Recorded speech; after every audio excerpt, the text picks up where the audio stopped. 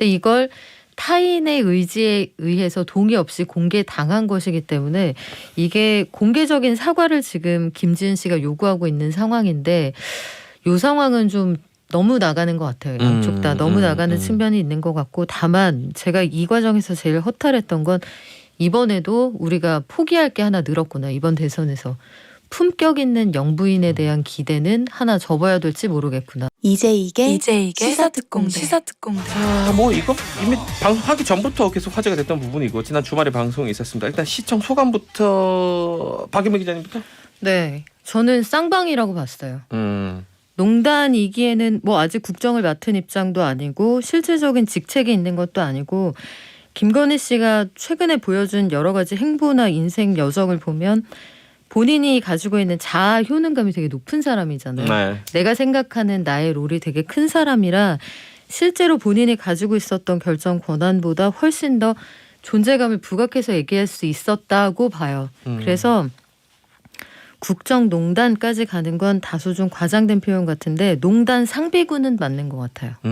만약에 윤석열 후보가 대통령이 되었을 때 현재와 같은 상황이 이제 그 스크린되지 않고 이대로 갔다면 그들 사이에 어떤 그 관계가 되는지 모르겠습니다만 분명히 발언권이 상당했을 것으로 예상이 되거든요. 그래서 농단 상비군은 맞는 것 같은데 그럼에도 불구하고 그가 가지고 있는 여러 가지 그 문제적인 의식에도 불구하고 취재 과정은 처음부터 끝까지 완전히 잘못됐어요. 저속했죠 과정이. 예. 이거는 제가 단언하는 경우 많지 않은데 이렇게 취재하는 건 기자 아닙니다. 네. 자 지금 오랫동안 기자 생활을 하셨던 수많은 또 취재원을 만나고 또 취재를 하셨던 박유미 기자의 평을 또 들었고 역시 마찬가지입니다. 기자 활동을 하셨고 지금도 뭐 주로 이제 기획 쪽에 능하신 우리 김준일 대표 얘기도 들어보겠습니다. 일단 뭐라고 총평을 얘기하면은 둘 다 외로웠구나. 기자도 그다음 취재원도 두 사람 다 외로워서 미주알 고주알 참 얘기도 많이 했다라는 건데 김건희 씨가 아마 이거 녹취되는 거 몰랐을까요? 저는 알았으리라고 봐요. 예. 어느 정도는 알았을까? 그러니까 완전히 이 정도로 이런 식으로 깔 줄은 몰랐겠지만은 이미 뭐 기자하고 통화를 하면서 대충 그런 거를 의식한 뉘앙스가 사실 좀 있어요. 말하는 거 보면은 해명하는 거 그런 거 보면은 엄마 보라고 쓴 일기 같다고 유인태 전 법무장관 얘기했죠. 네. 그러니까 뭐 그런 느낌을 받긴 했습니다. 어쨌든 근데 서로 이용해 먹으려고 했던 것 같고 뭐 방금 말씀 박연미 기자께서 얘기를 하셨듯이 그러니까 국정농단 뭐 예비 뭐라고 하셨나요? 농단 상비군. 상비군. 불펜에 앉아 있어요. 불펜에. 위험한 발언은 되게 많이 하더라고요. 네. 그래서 예를 들면은 뭐 MBC에서 나온 건 아니고 나중에 서울의 소리에서 추후로 공개한 건데 이를테면은 뭐라고 해 구속시킨다고 그랬나요? 가만히 놔두지 않겠다. 뭐 농담으로 웃으면서 얘기를 했는데 듣는 사람은 대통령 배우자가 될 수도 있는 사람이 저런 얘기하면 등골 서늘하거든요. 그렇죠. 농담이 아니 그런 역사가 또 한국에 없으면 모르겠는데 언론사 거의 망하게 할 뻔하고 다 교체해버리고 이런 역사가 있기 때문에 상당히 어떤 공익적인 목적은 있었음에도 불구하고 굉장히 부적절한 방식으로 이게 공개된 것에 대해서 좀 아쉬움이 있습니다. 저 뭐 같은 생각이었어요. 저도 이제 국민의 한 사람으로서 듣고 두 가지 느낀 거는 참 정말 굉장히 세속적인 이 사람인데 많이들 또 그렇게 세속적이니까 사람들이 또 하나는 현실 정치에 본인이 관심이 없는 것처럼 얘기했지만 정말 관심이 많고 꽤나 많이 알고 있다. 그래서 아까 우리 박유미 기자도 상비군이라는 얘기를 썼고 제일 그 발언 하나가 이제 여러 발언이 문제가 되고 있습니다만 제일 문제되는 발언 중 하나가 이제 미투 그리고 돈과 관련된 건데 저는 이 김건희 씨 사고방식이나 발언도 정말 문제가 많다고 생각하지만 여기 민주당 의원들이 막 소리를 크게 내는 것도 굉장히 불편했습니다. 왜냐하면 이 미투에 대한 발언을 가지고 지금 비판을 하는 건데 실제 그동안 이 권력형 미투 범죄를 저지른 지자체장 다 민주당 소속이었거든요. 오래된 일도 아니에요. 1년, 2년 된 일들 아닙니까? 그런데 이런 발언을 가지고 저급하다. 무슨 이런 목소리를 그렇게 낼 가만히 좀 참아야 될 때가 아닌가 싶은 생각도 들었습니다. 저는 뭐 권력형 그런 비리나 뭐 이를테면 성희롱, 뭐 성추행 이런 게 있었던 것까지는 오케이인데 오케이라는 게 잘 됐다라는 게 아니라 어쩔 수 없는 거. 그냥 사건이 벌어진 거고 그 이후에 민주당에서 대했던 태도들은 뭐 피해 호소인 등등 피해 호소인이라고 하고 가해자를 옹호하는 모습이었잖아요. 그것 때문에 사실은 굉장히 많은 뭐 이제 지난 서울시장 보궐선거에서도 굉장히 이제 많은 지지율이 빠졌는데 아직도 좀 정신 못 차렸다. 그래서 민주당은 사실은 전체적인 기조를 보면은 이거는 더 이상 점화 안 하는 게 낫겠다라는 얘기들도 있어요. 사실 내부에서는. 그런 얘기를 네. 저도 뭐 네. 그 비슷한 생각이에요. 네. 근데 일단 민주당은 의견을 최대한 안 내는 게 더 유리하지 않나 싶은 생각이 정치권 되게 재밌는 게 입이 10개라도 할 말이 없을 때 입이 제일 많아요. 들었어요. 보면 그래 진짜. 국민의힘도 마찬가지인 게 그 김영환 전 의원이 김건희 씨 이번에 이 녹취록이 공개된 이후에 발언한 걸 보면 네. 상식이 정치를 이기고 순수가 노회를 이기고 진실이 공작을 이겼다. 그렇다면 상식, 순수, 진실이 김건희 거라는 건데 진짜 황당하네요. 여기서 아예 다른 건 다 모르겠고요. 와. 그러니까 상식, 내가 생각하는 상식의 수준은 다를 수 있습니다만 적어도 그들의 대화 안에 순수가 어디 있었습니까? 이런 식의 표현은 그 팀킬이 될 수 있다. 그러니까 쌍방 다 자제하는 게 좋겠다는 생각이 들었고 글쎄 모르겠어요. 이거를 우리가 이렇게까지 알아야 하나 사실은 저는 그 생각이 제일 컸습니다. 그렇게까지 알아야 한다고 주장을 했잖아요. 국민의 알 권리라고. 그런데 내겠다고 했던 사람. 일단 이야기를 들어봤을 때 이 기자라고 주장하는 사람이 일단 작고 멋있는 언론사가 굉장히 많습니다만 이번 취재 과정을 통해서 작은 언론사에 대한 편견이 강화되는 계기가 될까 봐 오히려 두려웠고 우리가 처음에 기자로 만나서 호영호재하는 사이가 되기도 해요. 저도 그런 사람이 많기는 한데 네. 그런 경우에는 어떻게 관계가 흘러가냐면 저 기사 쓸 겁니다. 오늘 대화는 저 이거 오프 더 레코드면 제가 기사 못 쓰는 건데 제가 이 문제에 대해서는 확실히 확인을 받아야 할 때는 확실히 확인을 받고 사적인 대화를 나눌 때는 확실히 사적인 대화를 하거든요. 그 안에서 소위 말하면 건질 수 있는 스쿱성 내용이 굉장히 많다고 하더라도 서로 상호간에 신사협정을 맺을 때가 있죠. 그러니까 그런 그 암묵적 동의가 없을 땐 터놓고 얘기를 못 하니까. 근데 이런 방식으로 일단 누나 동생 이 호칭도 좀 굉장히 생경할 뿐더러 물론 우리가 이렇게 표현은 해요.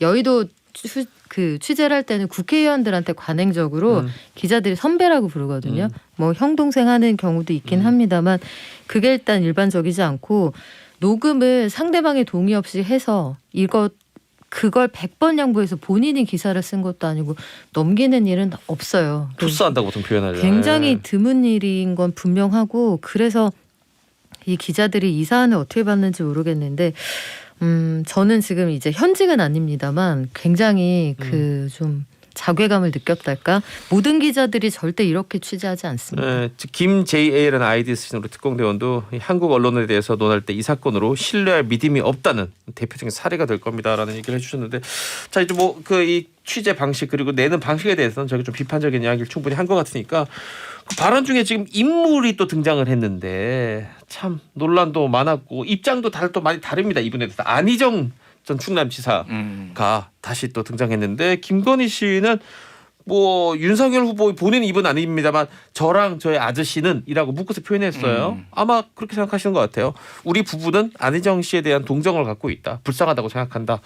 라고 또 얘기를 했습니다. 그 관련해서 또 아까 다른 이야기지만 맥이 닿는 것이 이 보수는 이런 거 뭐 이 성적 비위가 있을 때 돈으로 그걸 해결을 해주니까 큰 문제가 안 생기는데 민주당에서는 돈도 안 주고 그런 짓을 하기 때문에 계속 문제가 생기는 거다. 이런 식의 인식을 또 얘기하고 발언을 했단 말이에요.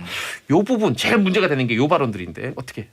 일단 뭐 사실관계가 다 맞지 않죠. 예를 들면은 미투가 진보에서만 터진 것도 아니고 뭐 한동안 우리 2018년이었나요? 미투 막 터졌을 때 영화계에서도 터지고 네, 뭐 온갖 분야에 다 온갖 분야에서 다 터졌어요. 네. 그렇기 때문에 뭐 그거를 특정 진영에서만 터졌다라고 보는 것도 그러고 보수가 돈을 챙겨줬기 때문에 이걸 안 한다. 예를 들면 거기에서 미투를 하셨던 분들이 그러면 돈을 받았으면 안 했을 것이냐라는 거는 잘못된 인식이죠.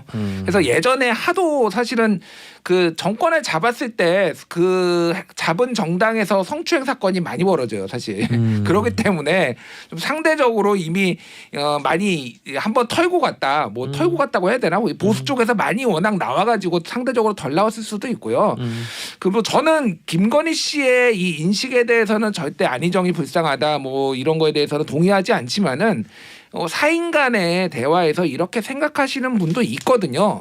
이거에 대해서 사실은 김건희 씨에 대해서 뭐 책임 추궁을 하고 싶은 생각은 없습니다. 그냥 저 사람은 저렇게도 생각하는 거 이상한 사람이네라고 하는데 문제는 방금 얘기했듯이 윤석열 후보도 그렇게 생각한다라고 김건희 씨가 얘기를 했잖아요. 네, 우리 아저씨도 그렇고 우리 아저씨도. 네. 그럼 그거에 대해서는 대선 후보로서 밝힐 의무가 있는 건데 윤석열 후보는 거기에 대해서 할 말이 없다 이렇게 얘기를 했거든요.